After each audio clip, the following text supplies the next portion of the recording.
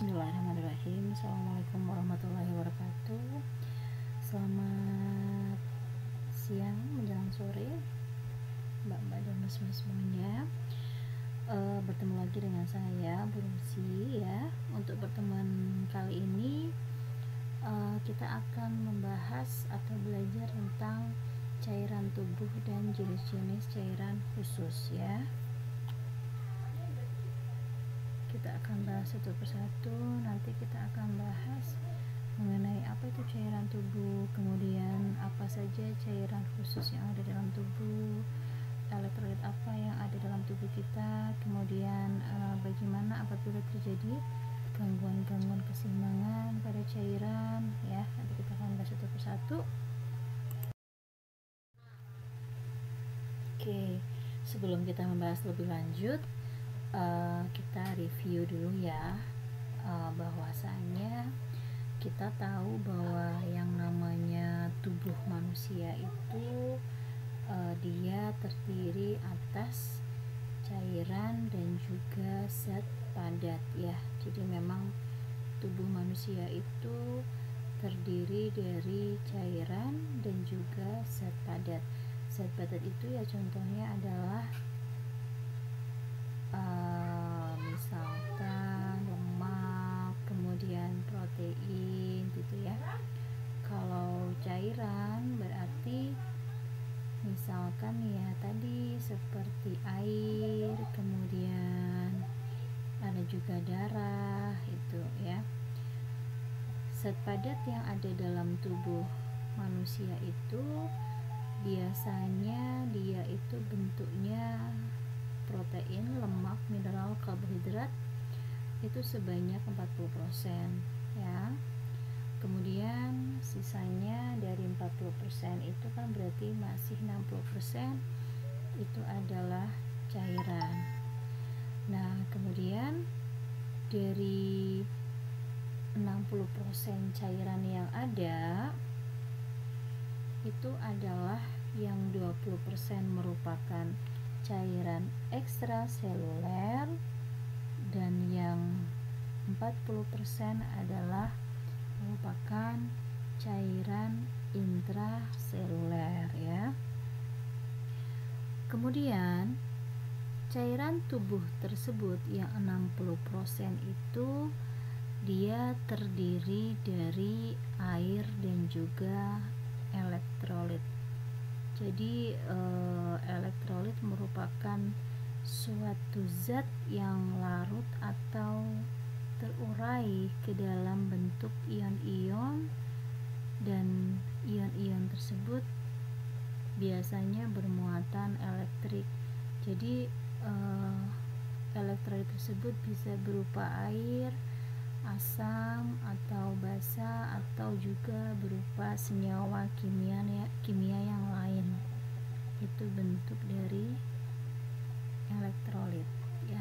Jadi biasanya kalau orang-orang yang sedang tidak fit itu biasanya terjadi karena kondisi elektrolit dalam tubuh itu sedang tidak seimbang, bisa terlalu tinggi atau terlampau rendah. Nah, di sini perlu kita ketahui bahwasanya air itu merupakan pelarut dari semua yang terlarut di dalam tubuh manusia. Kemudian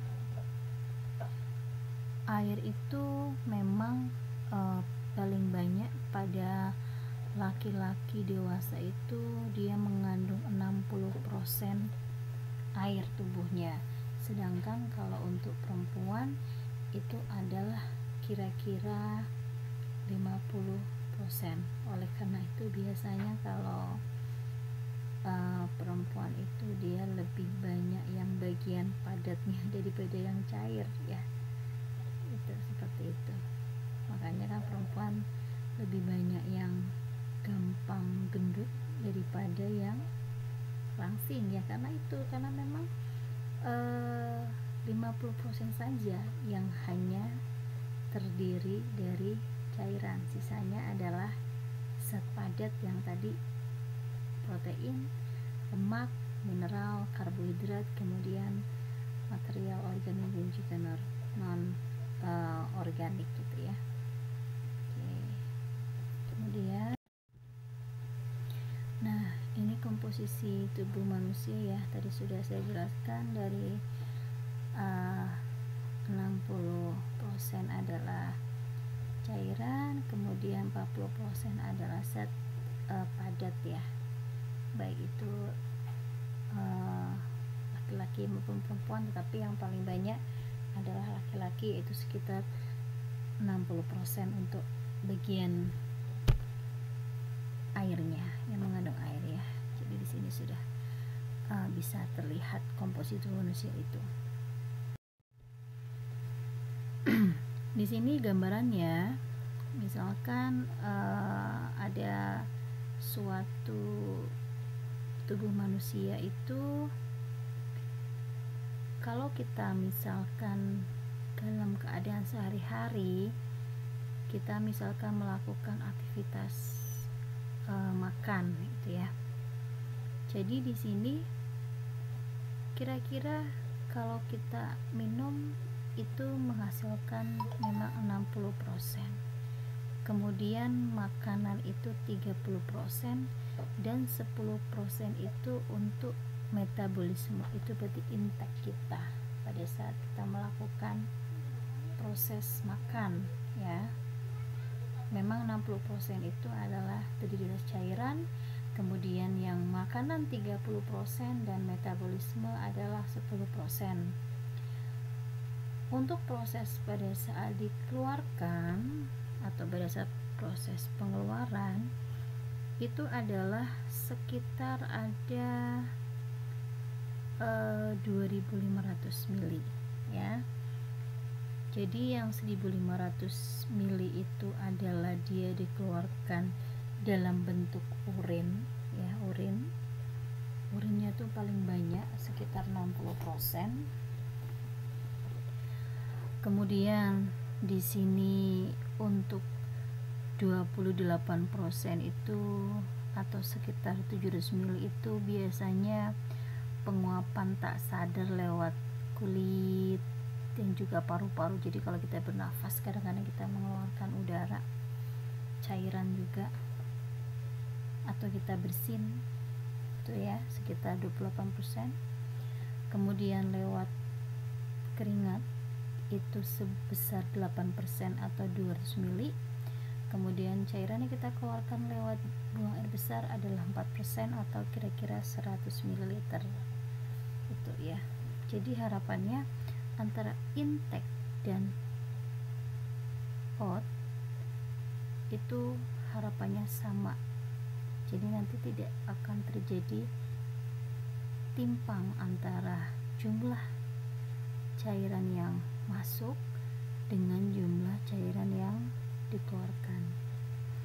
Nah, di sini ada sekilas persentase komposisi cairan di dalam tubuh ya. Jadi ada manula 50%, kemudian orang dewasa 70 sampai dengan 80%, bayi itu 80%, kemudian fetus atau masih janin itu adalah 100%. Ini ada gambarnya ya. Ya, sekarang kita bahas untuk apa yang namanya cairan tubuh ya. Jadi yang dinamakan dengan cairan tubuh adalah larutan yang terdiri dari air, yaitu pelarut, dan juga zat tertentu yaitu sebagai zat pelarut. Di sini tadi sudah saya sampaikan bahwasannya tubuh manusia itu terdiri juga dari cairan, itu ada juga air dan juga elektrolit ya.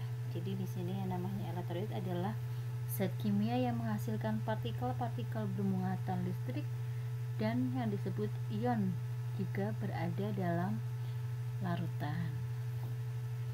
Perlu kita ketahui yang namanya cairan tubuh itu ada dua. Ada intraseluler, kemudian ada ekstraseluler.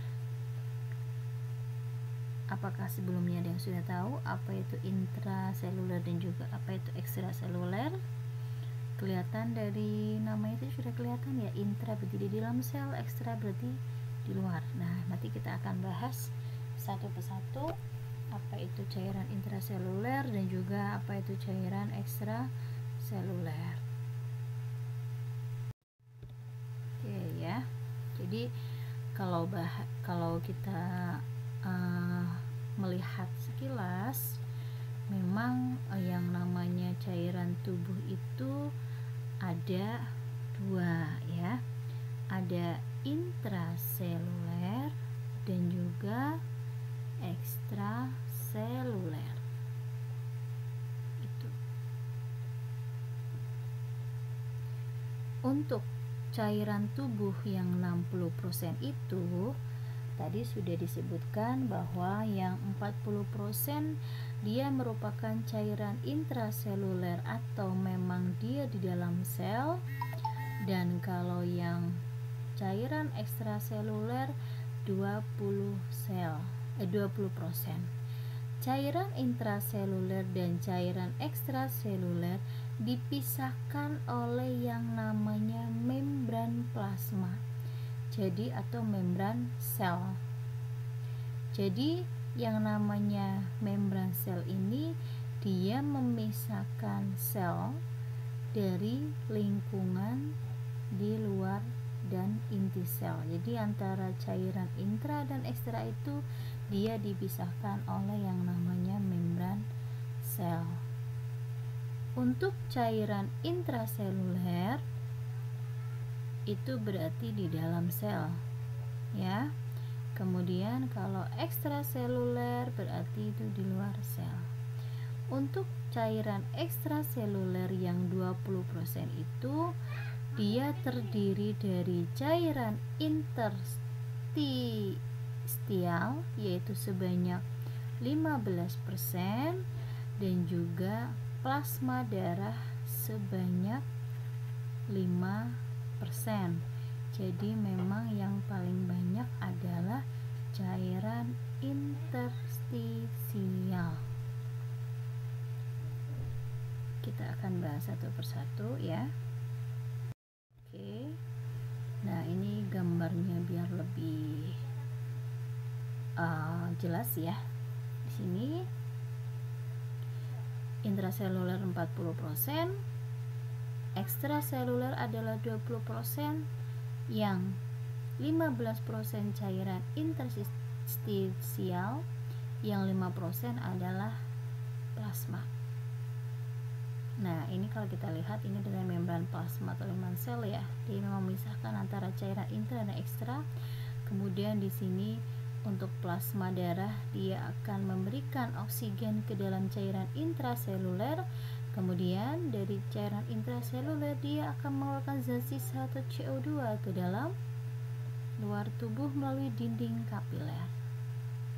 Itu ya. Oke, kita akan bahas satu per satu. Jadi, yang dinamakan dengan cairan ekstrasel tadi sudah kita bahas, dia itu berada di luar sel. Terdiri atas cairan intrastisial dan juga cairan intravaskular. Untuk cairan interstisial itu dia mengisi ruangan yang berada di antara sebagian besar sel tubuh dan juga menyusun sebagian besar cairan tubuh. Sekitar 15% berat tubuh kita itu adalah merupakan cairan tubuh interstisial. Kemudian cairan intravaskuler sendiri itu terdiri dari plasma, bagian cairan limfe, kemudian darah yang mengandung suspensi leukosit, eritrosit, kemudian trombosit. Untuk plasma dia menyusun 5% dari berat tubuh manusia. Jadi betul ya, karena tadi persentase ekstrasel itu adalah 20%, yang 15 terdiri dari cairan interstisial, dan yang 5% dia adalah terdiri dari plasma.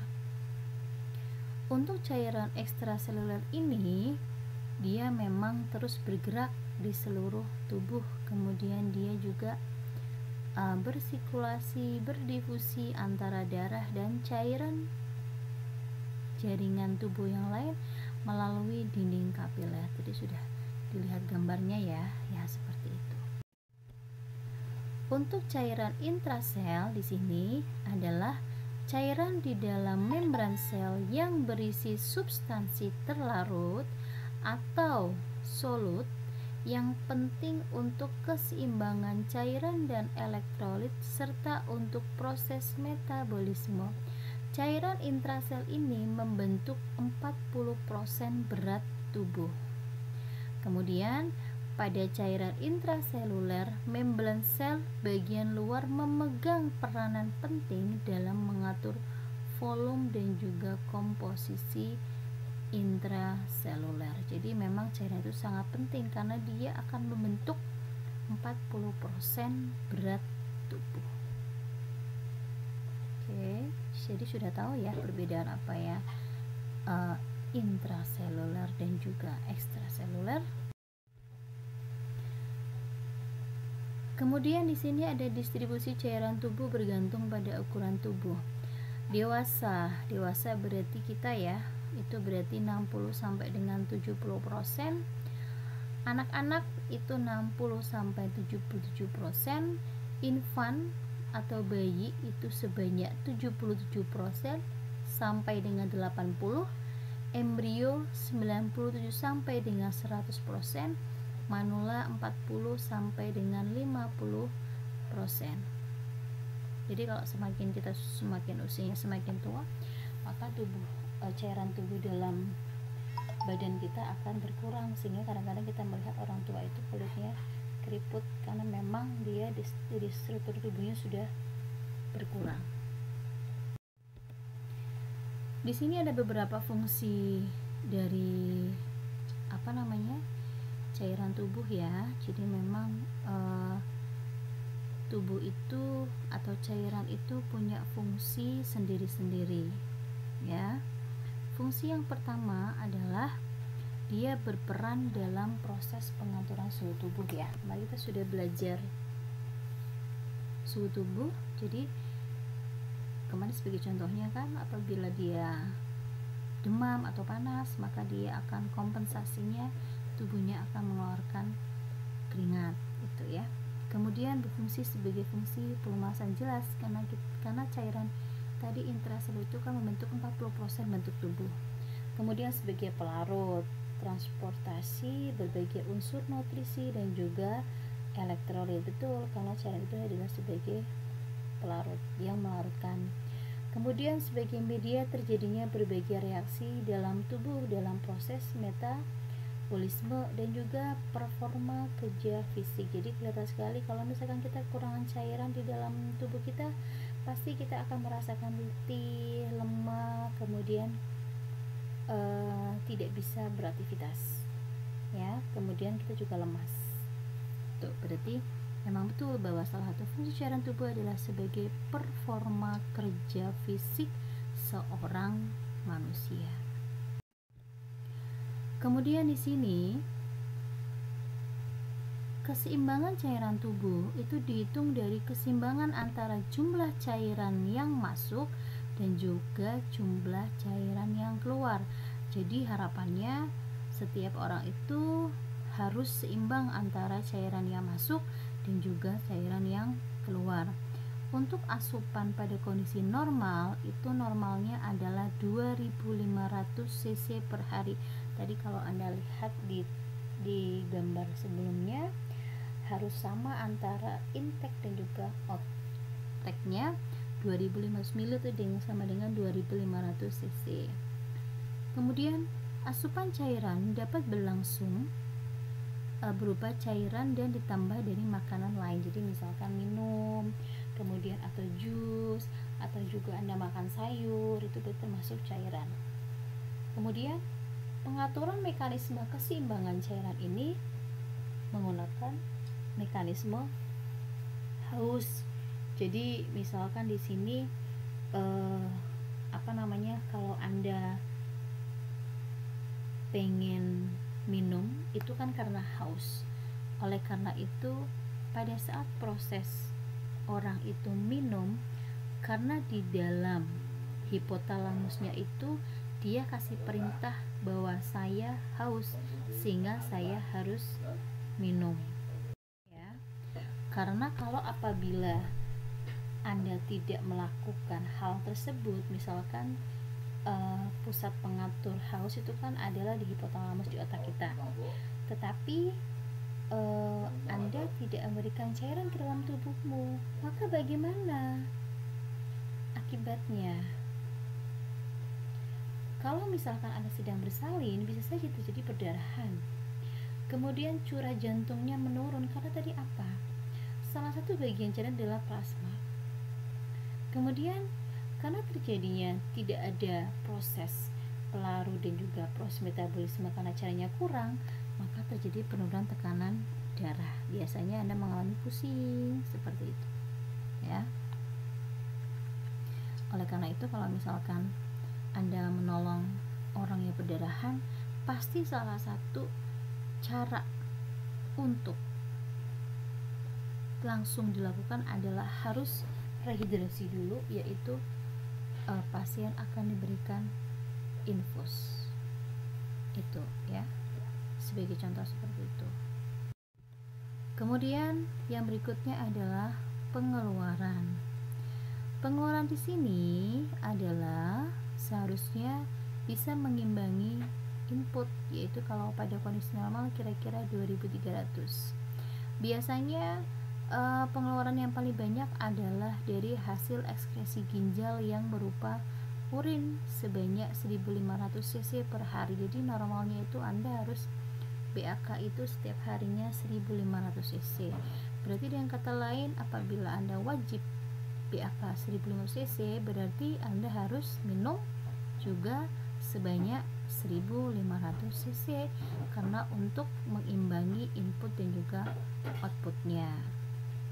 Memang betul bahwa hal ini sangat dihubungkan dengan banyaknya asupan air melalui mulut. Kemudian kalau pengeluaran air itu melalui ginjal, itu bisa diukur ya dengan pengeluaran urin. Terus bisa juga dikeluarkan melalui kulit, yaitu berupa keringat, dan juga lewat saluran pencernaan yaitu feses. Pasti biasanya kalau Anda BAB kan pasti disertai atau dibarengi dengan PAK atau ada cairan yang keluar pada saat kita BAB gitu, ya. Kemudian di sini apabila ada pasien dengan ketidakadekuatan pengeluaran cairan, berarti di sini kita harus waspada. Biasanya dia akan meningkat kecepatannya karena tidak ada keseimbangan antara asupan dan juga pengeluaran. Dia akan cepat nafasnya, kemudian dia akan mengalami demam, atau juga dia akan mengalami keringat yang banyak, ya. Nah, di sini ada hasil-hasil pengeluaran cairan. Yang pertama adalah urin.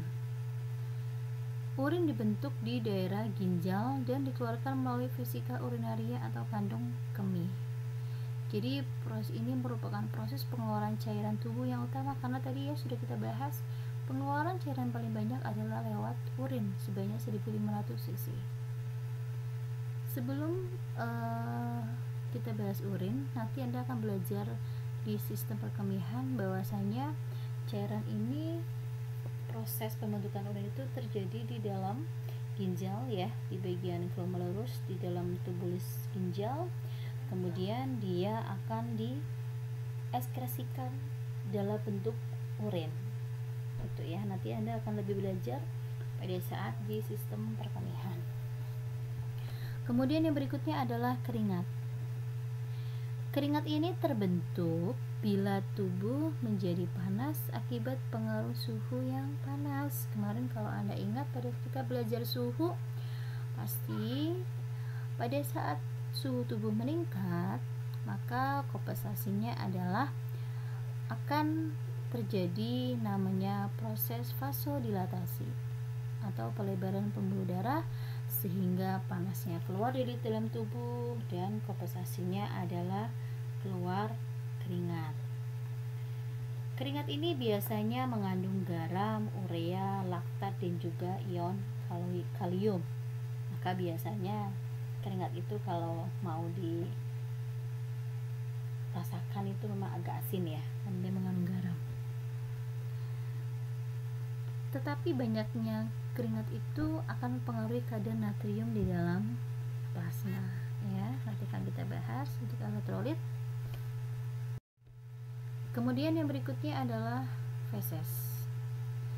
Feses yang kita keluarkan dari dalam tubuh itu memang mengandung air dan sisanya berbentuk padat. Tetapi pengeluaran air melalui feses itu jumlahnya sedikit, lebih sedikit daripada dalam bentuk urin. Ya. Apabila di dalam feses keluar cairan berlebihan, maka akan terjadi yang namanya diare. Kalau diare terus-menerus, maka tubuh akan mengalami dehidrasi atau nanti bisa menjadi lemas. Biasanya kalau kita mau BAB itu, cairan yang keluar melalui feses itu kira-kira hanya 100 ml per hari, itu normalnya. Tapi kalau sudah lebih dari 100 ml, maka Anda akan kehilangan banyak cairan dan juga elektrolit yang ada melalui feses, maka tubuh Anda akan merasa lemas dan juga timbul yang namanya dehidrasi seperti itu ya. Oke, di sini ada pergerakan cairan, yaitu ada secara difusi, osmosis, kemudian ada transport aktif, ada tekanan hidrostatik, filtrasi, dan juga tekanan osmotik koloid ya. Kita akan bahas satu persatu. Yang pertama adalah secara difusi. Perpindahan cairan secara difusi ini artinya adalah perpindahan partikelnya itu melewati membran permeable. Permeable itu berarti yang bisa dilalui, sehingga kedua kompartemen larutan atau gas menjadi seimbang. Kecepatan difusi ini dipengaruhi oleh ukuran molekul. Jadi kalau molekul lebih kecil itu dia akan lebih cepat berdifusi daripada molekul-molekul yang lebih besar. Kemudian dipengaruhi juga yang namanya konsentrasi molekul.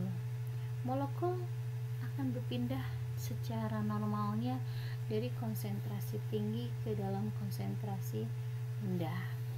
Kemudian yang nomor 3 adalah temperatur larutan. Temperatur tinggi meningkatkan kecepatan proses difusi. Yang berikutnya adalah osmosis. Di dalam proses osmosis ini, pelarut bergerak melewati membran menuju larutan yang berkonsentrasi lebih tinggi. Untuk tekanan osmotik yang ada itu biasanya berbeda antara kedua larutan, sehingga akan dibatasi oleh yang namanya suatu membran permeable yang selektif. Jadi kalau prosesnya osmosis itu adalah dari konsentrasi rendah ke konsentrasi yang tinggi. Jadi kan berbeda ya. Berbeda, kalau tadi difusi itu berarti dia berpindah dari konsentrasi tinggi ke rendah, tapi kalau osmosis itu adalah dari konsentrasi rendah ke konsentrasi tinggi. Biasanya hal ini disebabkan oleh pergerakan air. Kalau airnya bergerak dengan cepat, maka proses osmosis akan juga bergerak dengan cepat. Kalau misalkan semi membrannya itu semi permeabilitas, maka berarti tekanan osmotik yang terbentuk itu tidak begitu tinggi, sehingga perpindahan larutan dari konsentrasi rendah ke konsentrasi tinggi itu nanti akan jauh lebih cepat. Itu secara osmosis ya. Lanjut, kemudian secara transport aktif. Kalau misalkan yang dinamakan dengan transportasi aktif adalah proses pemindahan molekul atau ion yang memiliki gradien elektrokimia dari area berkonsentrasi rendah menuju konsentrasi yang tinggi. Kalau tadi osmosis hampir sama dengan osmosis, cuman kalau osmosis itu dia ada yang namanya membran permeable, tapi kalau ini tidak. Kemudian pada proses ini memerlukan energi untuk melintasi membran sel, berarti dia memang harus lewat membran sel dulu, baru itu jadi transport aktif, seperti itu ya. Lanjut, ada yang namanya tekanan hidrostatik. Tekanan hidrostatik merupakan gaya dari tekanan zat cair untuk melawan tahanan dinding pembuluh darah.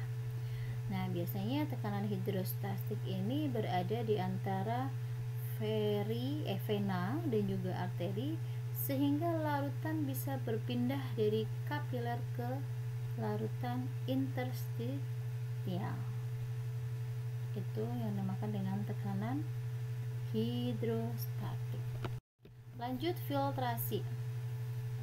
Filtrasi ini adalah merupakan perpindahan cairan melewati membran permeable dari tempat yang tinggi ke tempat yang rendah untuk tekanan hidrostatisnya. Jadi kalau filtrasi kita bicara soal tekanan hidrostatistik, dari yang tinggi ke tekanan atau tempat yang rendah untuk tekanan hidrostatiknya.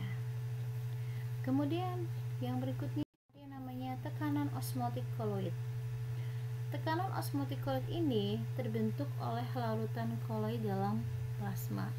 Dia menyebabkan perpindahan cairan antara intravaskular dan interstisial melewati lapisan semipermeable. Hal ini karena protein intravaskuler 16 kali lebih besar dari cairan interstistialan, sehingga cairan masuk ke kapiler dan kompartemen pembuluh darah bila pompa jantung efektif. Lanjut, di sini kita akan bahas tentang fase-fase dalam perpindahan cairan dan elektrolit tubuh.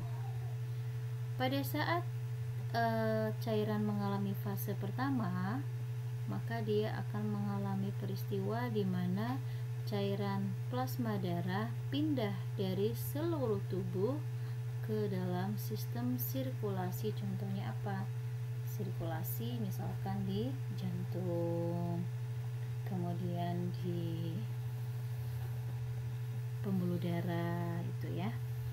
Kemudian nutrisi dan juga oksigen itu diambil dari paru-paru dan juga traktus atau saluran gastrointestinal. Oke. Kemudian dia akan mengalami fase kedua. Pada saat dia mengalami fase kedua, maka cairan interstisial pindah dari darah, kapiler dan juga sel.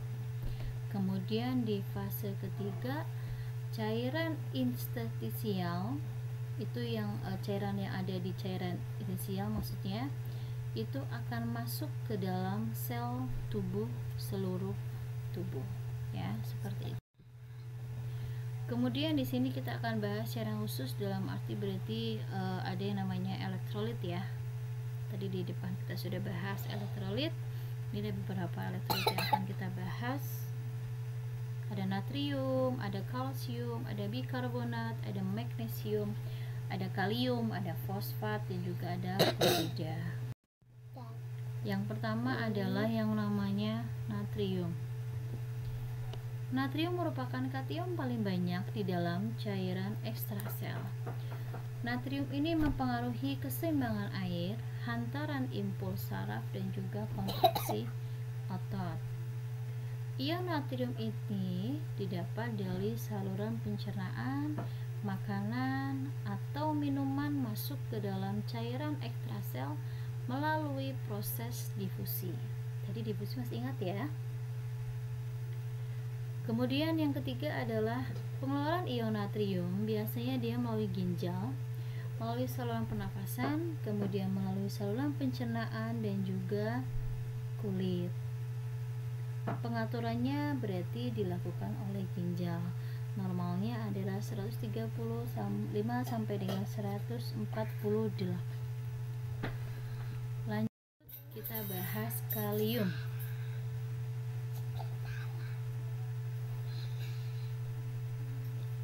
Untuk kalium merupakan kation utama cairan intrasel.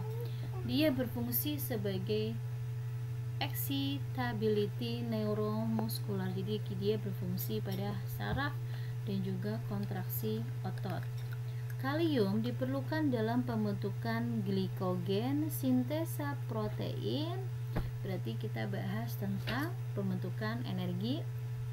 Kemudian berfungsi juga pada saat untuk pengaturan keseimbangan asam dan basa, karena ion kalsium ini dapat juga menjadi ion hidrogen. Kalium biasanya akan diperoleh melalui makanan seperti daging, buah-buahan, dan juga sayur-sayuran.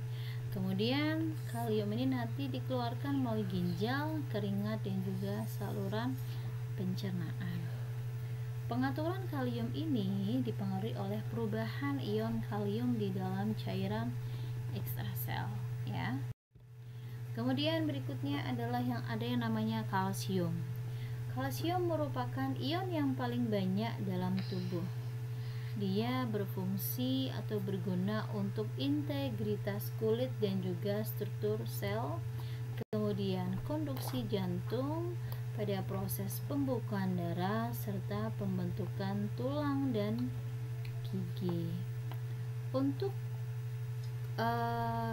kalsium ini diatur oleh yang namanya kelenjar paratiroid dan juga kelenjar tiroid pada saat proses metabolisme.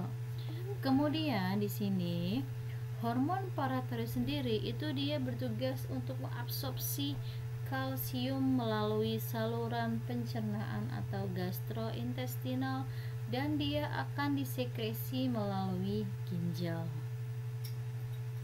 Kalsium ini diperoleh dari absorpsi usus dan juga reabsorpsi tulang, dan dia nanti akan dikeluarkan melalui ginjal, kadang-kadang akan dikeluarkan juga melalui keringat serta disimpan dalam tulang. Berikutnya kita akan bahas tentang magnesium.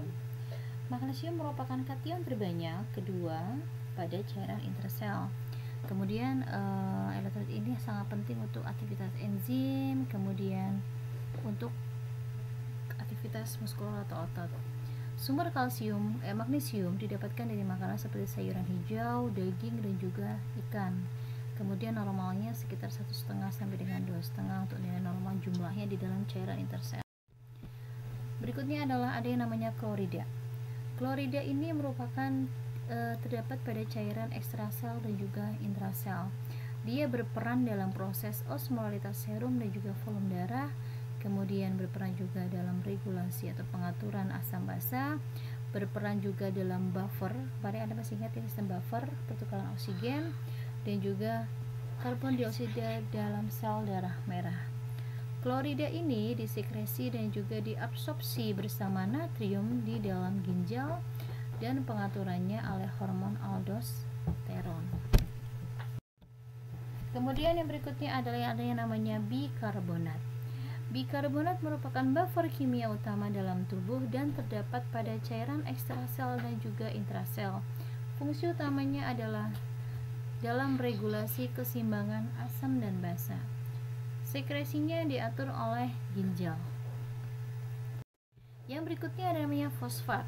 Fosfat merupakan anion buffer dalam cairan intrasel dan juga ekstrasel. Di sini fungsinya adalah untuk meningkatkan kegiatan neuromuskular, berarti untuk syaraf, metabolisme karbohidrat, dan juga pengaturan asam dan basa. Pengaturan fosfat di dalam tubuh diatur oleh yang namanya hormon paratiroid. Nah, ini ada nilai-nilai normalnya ya. Nilai normalnya bisa Anda baca di sini. Ada potasium, sodium, kalsium, magnesium, fosfat, kemudian klorida dan juga bikarbonat ini ada nilai normal dalam tubuh. Kemudian di sini ada beberapa gangguan keseimbangan cairan dan elektrolit di dalam tubuh. Yang pertama, ada yang namanya ketidakseimbangan cairan. Jadi, ketidakseimbangan cairan ini terjadi ketika jumlah cairan dan juga elektrolit hilang bersamaan dalam proporsi yang seimbang. Ya, jadi biasanya memang pasien akan merasakan tidak sadar. Kemudian defisit volume cairan.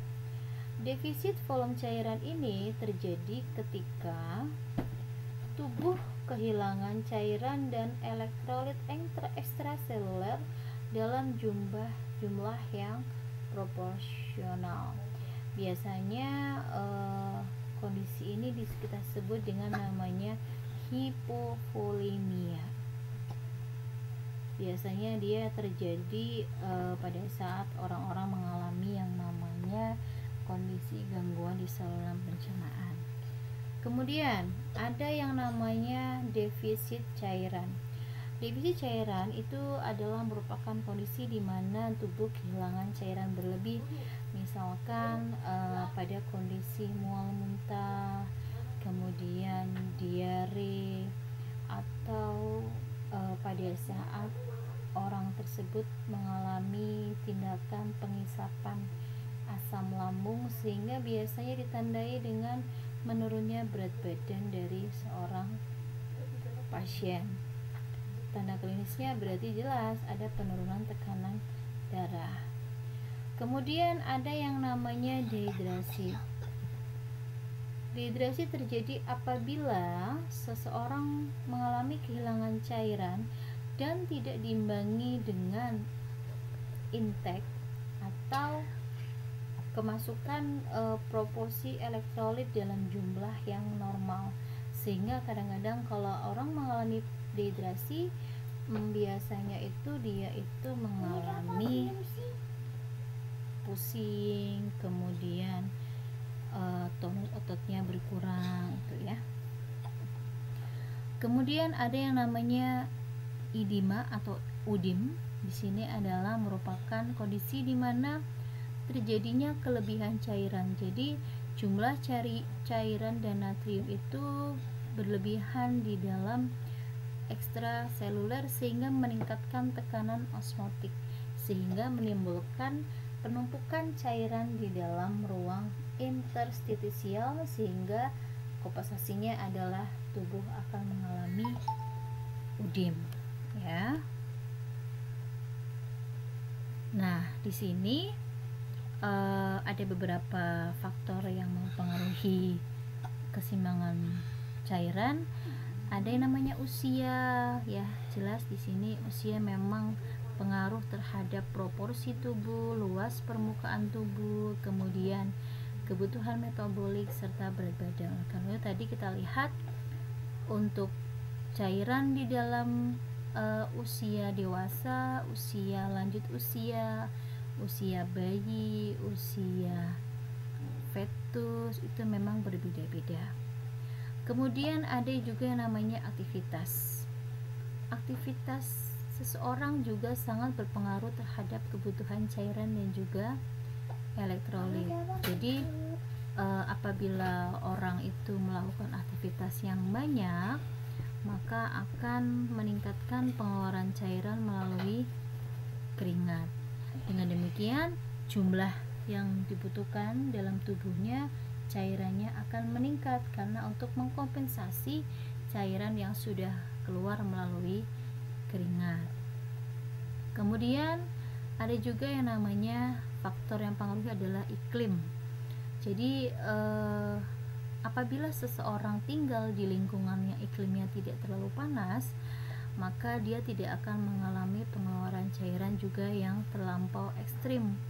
Jadi berbeda pada saat orang yang tinggal di daerah lingkungan yang bersuhu tinggi atau di daerah dengan kelembaban yang rendah, contohnya ya apa ya, daerah mana itu, daerah pantai ya, itu biasanya maka dia akan kehilangan cairan lebih banyak ya, karena dia akan lebih sering berkeringat sehingga kebutuhan cairnya pasti akan lebih banyak. Kemudian pada saat posisi orang itu diet atau diet itu memang sangat berpengaruh terhadap kebutuhan cairan. Jadi orang kalau lagi diet itu harus banyak minum. Supaya apa? Supaya asupan makanan apabila dia tidak seimbang, maka tubuh akan berusaha memecah simpanan protein dengan memecah simpanan lemak dan glikogen. Kemudian kondisi stres. Biasanya kondisi stres itu maka dia akan memerlukan cairan lebih banyak ya. Di sini karena memang pada saat kondisi stres maka orang tersebut akan mengalami peningkatan metabolisme. Kemudian ada yang namanya tindakan medis ya. Tindakan medis itu contohnya adalah seperti tindakan pengisapan cairan lambung yang memang dia akan menyebabkan penurunan kadar kalsium dan juga kalium, sehingga otomatis dia akan membutuhkan cairan atau elektrolit lebih banyak karena untuk menyeimbangkan kalium dan juga kalsium yang sudah dikeluarkan pada saat proses pengisapan lambung. Seperti itu ya, untuk faktor-faktor yang mempengaruhi keseimbangan cairan dan juga elektrolit. Baik, untuk materi saya sudah selesai. Semoga Anda sudah bisa memahami apa yang saya sampaikan. Apabila ada yang belum jelas, silakan didiskusikan di forum. Terima kasih, selamat belajar. Semoga berhasil dalam mengerjakan kuisnya. Assalamualaikum warahmatullahi wabarakatuh.